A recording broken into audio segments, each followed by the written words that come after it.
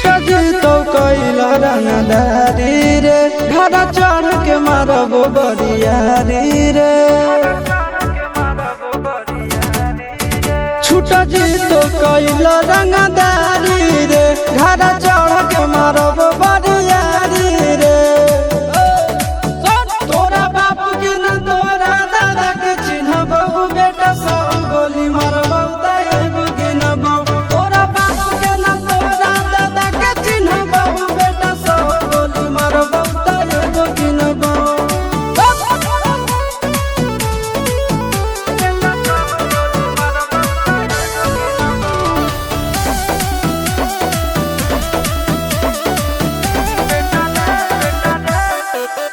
बेटा रे काटा से ठोक देबो चिमनी के भाटा में झोंक देबो देखबो कवन बाप बचैतौ तोरा प्रशासन के गाड़ी भी रोक देबो बेटा जी सुनो बेटा रे काटा से ठोक देबो चिमनी के भाटा में झोंक देबो देखबो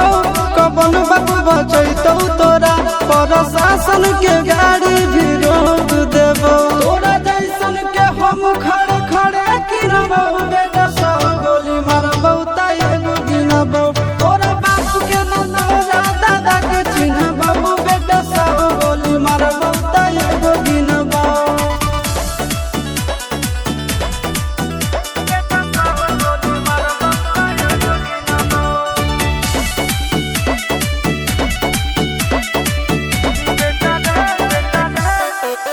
बेटा रे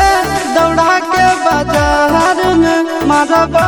गोली तोर कपार में रंगदारी जे करम भी बिहार में गड़ देबो गंगा जी किनार में इतना मार पड़तो ना बेटा बेटा रे दौड़ा के बाजार में मारबो गोली तोर कपार में रंगदारी जे करम भी बिहार में गड़ देबो गंगा जी किनार में कहो चिंटू आशीष के कारण सुनाबो बेटा सब गोली मारबो तैबो गिनबो तोरा बाप के न तोरा दादा के चिन्हबो बेटा सब गोली मारबो तैबो गिनबो मारत मारत पिछुआरा लाल कर दे बेटा ध्यान से बाप इधर है।